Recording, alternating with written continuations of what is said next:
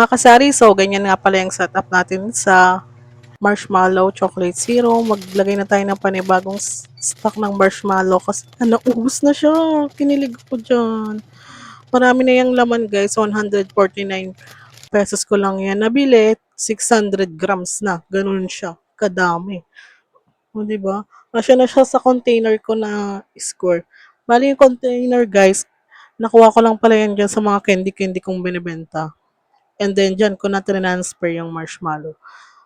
Diba? Kasya siya. Nga pala, napapunta ako sa palengke, bumili lang ako nitong sprinkles. Bali, kakaunti na yung sprinkles, so palitan na natin. 25 pesos lang ang ganito. Meron na yan sa inyo guys. Mabilis lang yung mahanap ko, di ba? Puno na agad ang aking muntik, maliit na lagayan. Konti-konti lang naman yan, isang kutsara lang yan. So, bali nga pala, nag-prepare lang ako ng dalawa para makita lang ng mga bumibili sa akin.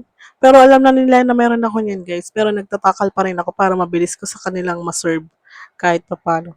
Maliit lang kasi yung space natin kaya ganito lang yung setup natin ng mga lagayan. So, bali 6 na peraso na marshmallow. And lalagyan ko lang siya ng plastic para hindi siya langawin. 'Di ba? So, pag may bumili, yan na ang ating ibibigay at lalagyan na lang natin siya ng sprinkle at saka chocolate serum by Enjoy. Nga pala yung Enjoy, sulit na yun pag bumili na kayo